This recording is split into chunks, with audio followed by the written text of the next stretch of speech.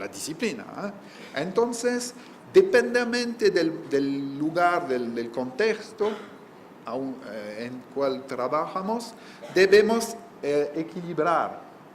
Yo pienso, si pensamos en experimentación, y equilibrar que además entre contenido y proceso, en la vertical podemos ver cómo los niveles de realidad, más cerca de los procesos sensorimotores, esquemas, imaginario, simbolización, narración, conceptualización.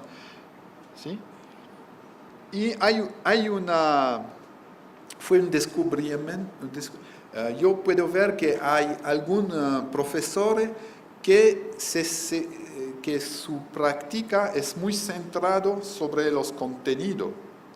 Y cuando hablamos de hacer un curso con todos los licenciaturas, hay profesor que tienen miedo, que me dice, pero no es posible que yo soy facilitador de un curso con todas las licenciaturas porque yo no conozco todos los contenidos.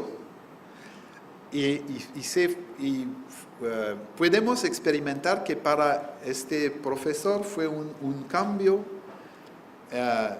del contenido al proceso. ¿Por qué? Porque experimentan y le dicen en la análisis, en la evaluación, que poco a poco experimentan que si yo, como profesor, cambio mi focus sobre el proceso reflexivo, el proceso dialógico, los contenidos van a emerger. Y los contenidos que emergen son de buena calidad, porque al empezar es lo que da miedo a cualquier profesor, es que será la calidad del contenido. Pero se da cuenta que si tomamos muy seriosamente la facilitación y el acompañamiento del proceso de diálogo y de reflexividad, los contenidos que emergen son de calidad. Y hay una otra equilibración, como dice, entre disciplinariedad y transdisciplinariedad. Porque una vez más, la abertura transdisciplinar no es la disolución de las disciplinas. Para ser trans, para ir más allá de mi disciplina, debe maestrar una o más de una disciplina, ¿no? Entonces, es como por ejemplo, en licenciatura, en Derecho, se puede ver que hay alumnos que crean, me recuerdo una tesis que fue sobre la técnica de calculación del impuesto y taxa, y su efecto sobre la redistribución en una región, sobre la salud, la pública, la educación, etc. Ok. Me voy. Aquí, sí. Sobre esta equilibración.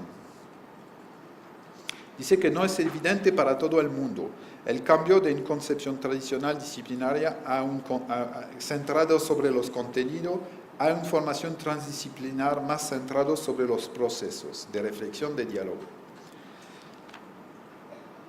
Y también, a veces sucede lo contrario, son los contenidos teóricos de la epistemología transdisciplinar y de la complejidad los que asustan a los participantes. Ciertos medios de prácticas, facilitador social, formador en educación popular, son más refractarios a la dimensión intelectual e epistemológica de la transdisciplinaridad. Pero para mí es muy importante de tener los diferentes niveles con muy respecto a la práctica, respecto a la ética, al saber ético y estético, y el saber teórico a igualdad, y porque para mí es como si cada nivel de saber regula o equilibra a los otros. Yo pienso que sí, cuando escribimos una teoría, somos al mismo tiempo conscientes de nuestra ética, de nuestro cuerpo, de nuestra emoción, producimos una mejor teoría.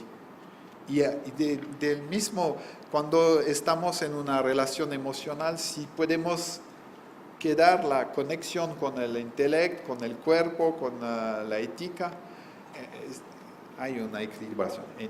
Me voy a la conclusión.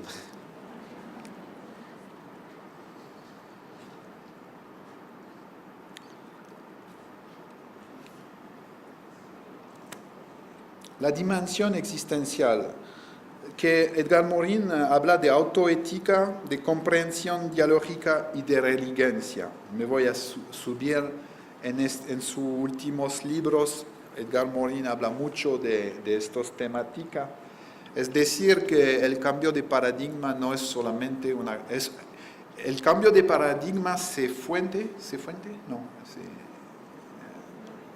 tiene su fuente en problema lógica, epistemológica, pero tiene también una dimensión ética muy fuerte.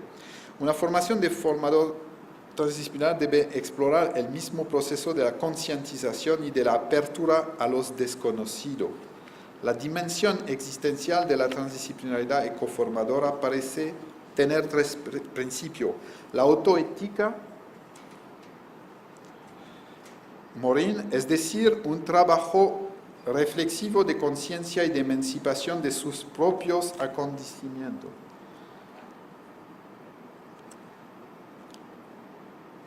Es decir, es una citación del filósofo Krishnamurti, que es un filósofo que crea muchas escuelas en India y en Inglaterra, y que fue un amigo del profesor David Bohm, el físico cuántico. David Bohm, si se interesa a esta temática, escribe un libro magnífico que se llama On Dialogue. On Dialogue, es en inglés, no sé si es traducido en español. En este libro, lo que muestra Bohm es que este diálogo de los diferentes saberes, de los diferentes... tiene una particularidad ética muy fuerte, es que lo sabemos desde Hegel. Hegel nos dice que cuando entramos en la conciencia reflexiva con los conceptos, entramos en la dialéctica. Pero dice Hegel que la dialéctica dialógica de los conceptos debe llegar a un tercer momento. Y este tercer momento que Habermas en Gadamer en la hermenéutica dice la fusión de los horizontes particular, es muy difícil porque cada uno de nosotros somos identificados a nuestra idea, a nuestros conceptos, a nuestra construcción intelectual. El ser se identifica. Entonces el diálogo es no solamente un proceso técnico, pero un proceso de autorreflexividad muy fuerte.